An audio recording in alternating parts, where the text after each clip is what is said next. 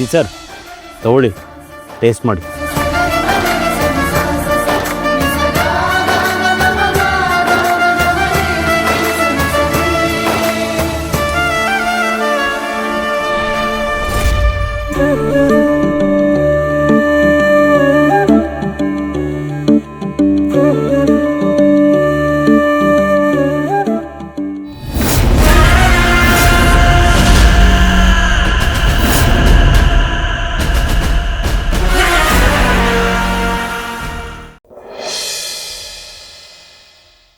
ನನಗಂತೂ ನಿಮ್ಮನೆ ತುಂಬಾ ಅಂದ್ರೆ ತುಂಬಾ ಇಷ್ಟ ಆಯ್ತು.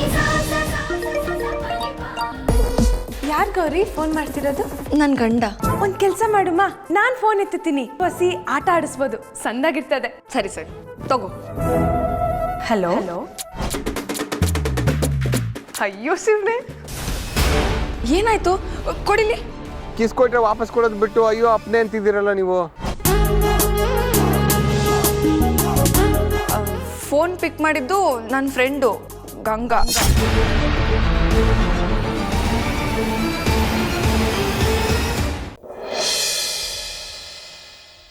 ಸರಿಲಿಕ್ಕೆ ಮಾಡ್ಕೊಳ್ಳೋಣ. Good night. ಅಲ್ವೋ, ನೀವಿಬ್ರು ಗಂಡ ಹೆಂಡತಿ ಯಾಕೆ ಹೊರಗಡೆ ಮಲಿಕೋಬೇಕು? ರೂಮ್ಗಳು ಕೊಡ್ತಾ ಇದೆ ಮನೇಲಿ. ನೀನೇನಾದ್ರು ದೊಡ್ಡದಾಗಿ ಮನೆ ಕಟ್ಟಿಸ್ಬೇಕು ಅಂದ್ರೆ ನಾನೊಂದು ಎಕರೆ ಹೊಲನ ಮಾರ್ಬಿಡ್ತೀನಿ. ನಾನು ನನ್ನ ಪೆನ್ಷನ್ ಹಣದ ಮೇಲೆ ಸಾಲ ತಗೋತೀನಿ. ಯಾರು ಸಾಲ ಮಾಡೋದು ಬೇಡ, ಹೊಲ ಮಾರೋದು ಬೇಡ. ಏ ಪೆಂಗಿಯ ಕೊಡ್ಬಿಡೋ ದುಡ್ಡನ್ನ. ಯಾವ ದುಡ್ಡ? ನಮ್ಮಪ್ಪನ 27 ಲಕ್ಷ ಬಂದಿದೆಯಲ್ಲ, ಕೊಟ್ಬಿಡು.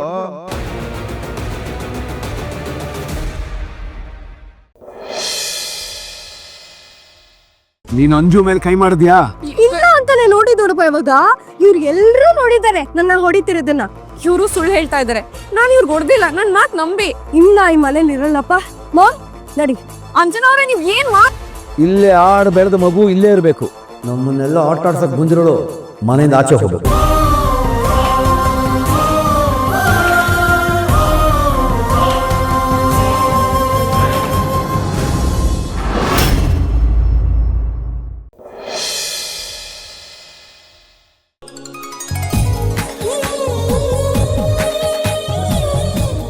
ಎಷ್ಟು ಕ್ಲೀನ್ ಮಾಡಿಟ್ಟಿದ್ದಾರೆ.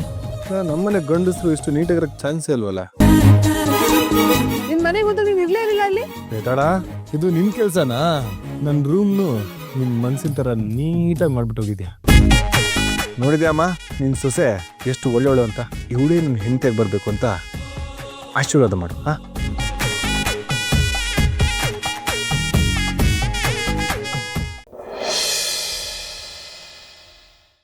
ಅಭಿ, ಏನು ಯೋಚನೆ ಮಾಡ್ತಾ ಇದೆಯಾ ಪುಟ್ಟ? ಏನಾದರೂ ಪ್ರಾಬ್ಲಮ್ ಆಯಿತಾ? ಪ್ರಾಬ್ಲಮ್ ಅಲ್ಲ ಅತ್ತೆ, ಯಾಕೋ ಶ್ರಾವಣಿ ವಿಚಾರದಲ್ಲಿ ಒಂದು ಸ್ವಲ್ಪ ವಿಚಿತ್ರ ಅನಿಸ್ತಾ ಇದೆ ನನಗೆ. ಅಭಿ, ನಮ್ಮ ಶ್ರಾವಣಿ ತುಂಬ ಸ್ಟ್ರಾಂಗ್ ಹುಡುಗಿ. ಅವಳು ಯಾವುದಕ್ಕೂ ಹೆದರಲ್ಲ. ಈ ಬ್ಯೂಟಿ ವಿತ್ ಬ್ರೈನ್ಸ್ ಅಂತಾರಲ್ಲ, ಅದು ಅವಳಿಗೆ ಹೇಳಿ ಮಾಡಿಸಿದ್ದು. ನೀನು ಯೋಚನೆ ಮಾಡಬೇಡ.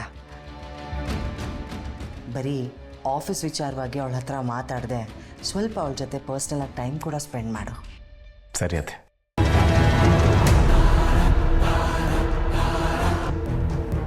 ಬ್ಯೂಟಿ ವಿತ್ ಬ್ರೈನ್ಸ್ ಅವಳು ಇನ್ನು ಸ್ವಲ್ಪ ದಿನದಲ್ಲಿ ಅವಳಿಗೆ ರಿಯಾಲಿಟಿ ಏನು ಅಂತ ಅರ್ಥ ಆಗುತ್ತೆ.